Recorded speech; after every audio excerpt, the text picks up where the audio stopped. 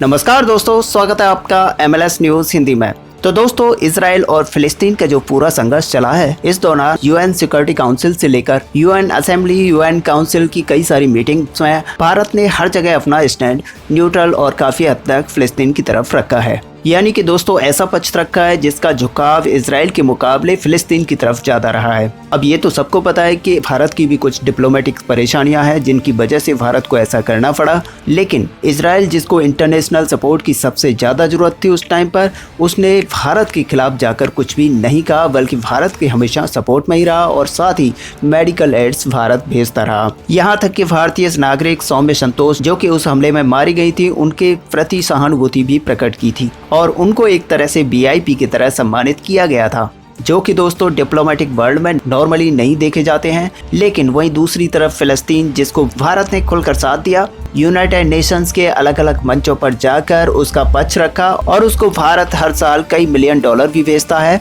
आज उसी ने भारत को एक फरमान भेजकर खरी खोटी सुनाते हुए नाराजगी प्रकट की है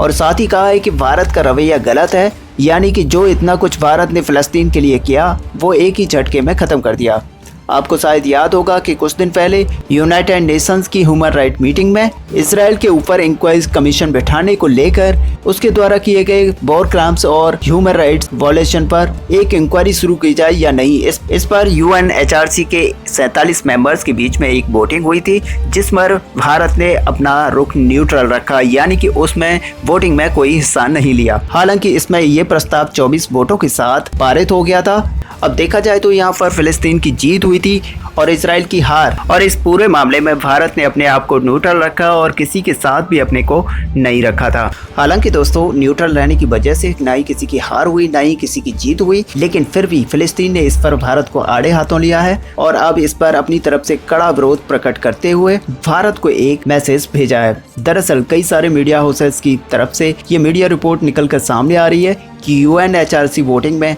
भारत के वोट ना करने पर, यानी कि फिलिस्तीन का साथ ना देते हुए न्यूट्रल रहने पर फिलिस्तीन ने भारत से नाराजगी जाहिर की है। रिपोर्ट के मुताबिक फिलिस्तीन के फॉरेन मिनिस्टर रियाद मालकी ने भारतीय विदेश मंत्री जयशंकर साहब को लेटर लिखकर फिलिस्तीन की तरफ से अपनी नाराजगी जाहिर की है। हालांकि लेटर में फिलिस्तीन की तरफ से लिखा गया है कि भारत को वोटिंग प्रक्रिया से बाहर रहने के ह्यूमन राइट काउंसिल ने फिलिस्तीन के लोगों के साथ बाकी सभी लोगों के मानवाधिकारों को आगे बढ़ाने के महत्वपूर्ण कार्यक्रम को बाधा उत्पन्न हुई है। देखा जाए तो बाधा उत्पन्न तो नहीं हुई, क्योंकि फिलिस्तीन का ये प्रस्ताव आराम से पास हो गया था और अब उनका कहना है कि इस पर भारत की पोजीशन को लिखकर मैं इस पर चिंता व्यक्त करता हूं और इतने ज्यादा महत्वपूर्ण वोट पर जवाबदेही, न्याय और शांति के रास्ते पर भारत ने अंतर्राष्ट्रीय समुदाय में शामिल होने का एक बड़ा अवसर खो दिया है। ऐसे में इजराइल के खिलाफ इस लेटर में कई सारी बातें लिखी गई थी और भारत को इसको लेकर नाराजगी जताई गई थी। लेकिन सबसे बड़ी बात यह है कि जो भारत ने सबसे पहले फिलिस्तीन के पक्ष में UN के कई मंचों पर जाकर उसका समर्थन किया, उस पर फिलिस्तीन ने आज तक कभी भी कोई भी आभार